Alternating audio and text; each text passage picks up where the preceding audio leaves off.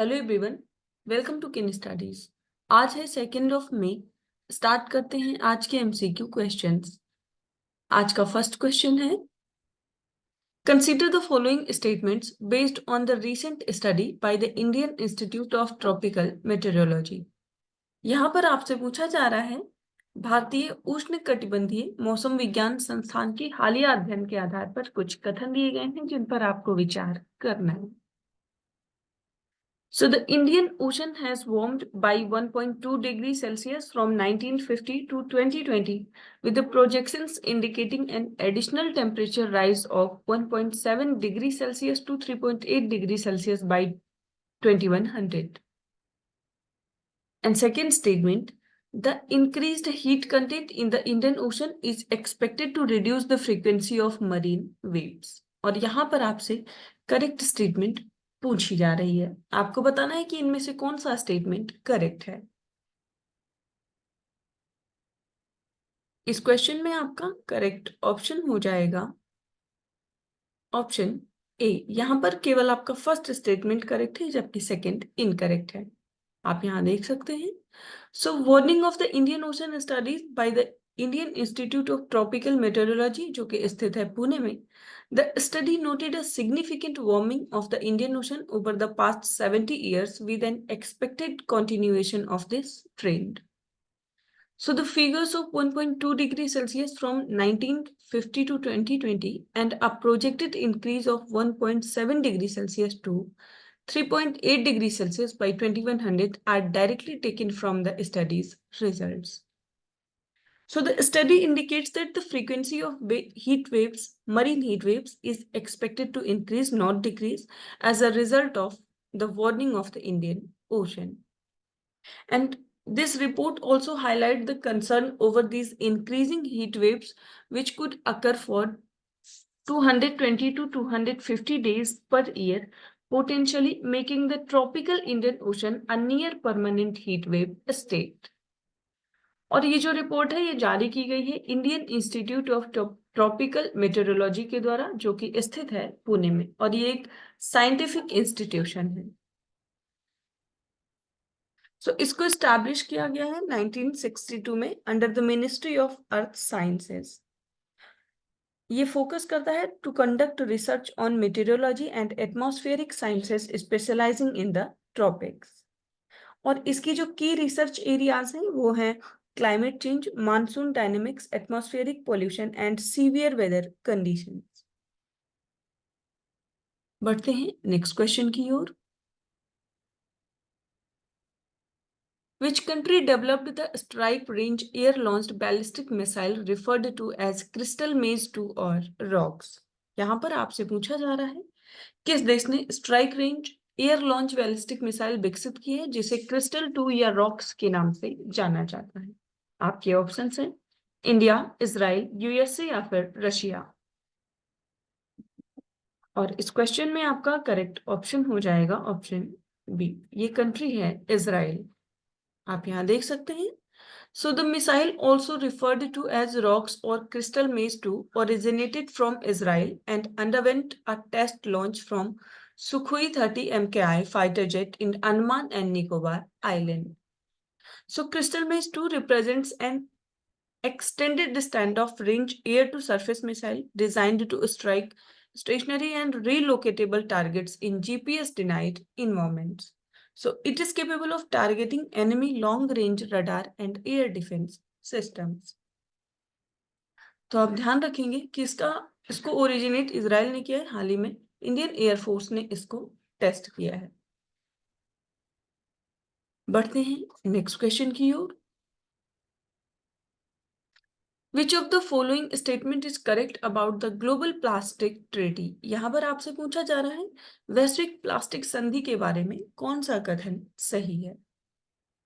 First statement है it would be legally binding treaty on plastics pollution by the end of 2024 and second plastics take anywhere from 20 to 500 years to decompose and currently less than 10% is recycled। और आपको बताना है कि इनमें से कौन सा स्टेटमेंट करेक्ट है। इस क्वेश्चन में आपका करेक्ट ऑप्शन हो जाएगा ऑप्शन सी। यहां पर आपके दोनों ही स्टेटमेंट्स करेक्ट हैं। प्लास्टिक पॉल्यूशन जो ट्रीटी है ये लीगली बाइंडिंग हो जाएगी बाय द एंड ऑफ 2024। आप यहां देख सकते हैं। So plastic waste is prevalent from the peak of Mount Everest to the floor of the Pacific Ocean, and negotiators and observers from 175 countries arrived in Ottawa, Canada, to discuss the first global treaty to curb plastic pollution.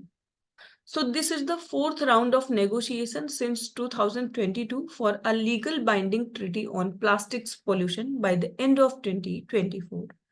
And the final round will take place in November this year in South Korea. So the proposed plastic treaty will be the most important environmental pact after 2015's Paris Agreement on Climate Change. बढ़ते हैं next question की ओर। With which country did the Indian Navy participate in the Maritime Partnership Exercise in April 2024?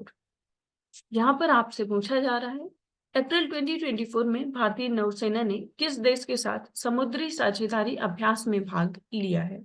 आपके option हैं United states, United kingdom, France या फिर Australia. और इस question में आपका करेक्ट ऑप्शन हो जाएगा ऑप्शन बी। ये एक्सरसाइज किया है भारत ने यूनाइटेड किंगडम के साथ। आप यहाँ देख सकते हैं। So the Indian Navy participated in the maritime partnership exercise with the United Kingdom's littoral response group. So this exercise aimed to enhance interoperability and strengthen maritime cooperation between India and UK. So tactical maneuvers, boarding operations, and surface engagements against simulated asymmetric threats were conducted during the exercise, and both navies exchanged their best practices and aimed to benefit from each other's experience and expertise. बढ़ते हैं next question की ओर। Consider the following statements. यहाँ पर कुछ कथन दिए गए हैं जिन पर आपको विचार करना है। So India ranks fifth globally in the solar power capacity. Second, Bhadla solar park is the world's largest solar park located in India. And third, Solar Energy Corporation of India is the only central public sector undertaking dedicated to the solar energy sector. और यहाँ पर आपसे correct statement पूछा जा रहा है। आपको बताना है कि इनमें से कौन सा स्टेटमेंट करेक्ट है। और इस क्वेश्चन में आपका करेक्ट ऑप्शन हो जाएगा ऑप्शन डी। यहां पर आपके तीनों ही स्टेटमेंट्स करेक्ट हैं। ग्लोबली देखा जाए तो भारत की फिफ्थ रैंक है सोलर पावर कैपेसिटी में। आप यहां देख सकते हैं। So India's solar energy capacity stands at about 81 gigawatt with a potential of 748 gigawatt peak. The country ranked fifth globally in the solar power capacity. And initiatives like PLI scheme and solar park scheme aim to promote solar power. इसके साथ ही Solar Energy Corporation of India Limited की बात करें तो it is a company of Ministry of New and Renewable Energy under the Government of India and it was established to facilitate the implementation of the national solar mission. It is the only central public sector undertaking dedicated to the solar energy sector in India. So global status report 2023 के अनुसार ये बताया गया है कि जो भारत की rank है वो सोलर पावर कैपेसिटी में फिफ्थ है। बढ़ते हैं नेक्स्ट क्वेश्चन की ओर। Which city was ranked as the most polluted city in the world according to the IQ Air, an organization that measures the real-time pollution of 101 cities worldwide. यहाँ पर आपसे पूछा जा रहा है दुनिया भर के 101 शहरों की वास्तविक समय के प्रदूषण को मापने वाले संगठन IQ एयर के अनुसार किस शहर को दुनिया का सबसे प्रदूषित शहर का दर्जा दिया गया है? आपके ऑप्शंस हैं दिल्ली, बीजिंग, काठमांडू या फिर लाहौर। और इस क्वेश्चन में आपका करेक्ट ऑप्शन हो जाएगा ऑप्शन सी। ये सिटी है काठमांडू। सो IQ एयर के अनुसार, उसकी हाल की रिपोर्ट के अनुसार काठमांडू दुनिया का सबसे प्रदूषित शहर है। आप यहाँ देख सकते हैं। So Kathmandu of Nepal has been identified as the city with the most unhealthy air in the world, and the ministry of health and population of Nepal has advised people to wear masks due to the increase in air pollution. IQ Air जो कि एक organisation है, major करता है pollution in 101 cities globally, इसने rank किया है। आपने देखा काठमांडू को सबसे पोल्यूटेड सिटी के रूप में, followed by new Delhi, Chiang में, हनोई, बैंकॉक एंड ढाका। सो दूसरे स्थान पर नई दिल्ली है, ये आप ध्यान रखेंगे। And air pollution has significantly reduced the average life expectancy of Nepalese by 4.1%. So, air pollution की वजह से जो काठमांडू में एवरेज डेथ देखी जाती है एवरी ईयर, वो लगभग 5,000 है। तो आप ध्यान रखेंगे, IQ एयर के हिसाब से सबसे पोल्यूटेड सिटी है काठमांडू और दूसरे नंबर पे नई दिल्ली स्थित है। आज के करंट अफेयर सेशन में इतना ही। Thank you for watching. Do like, share and subscribe.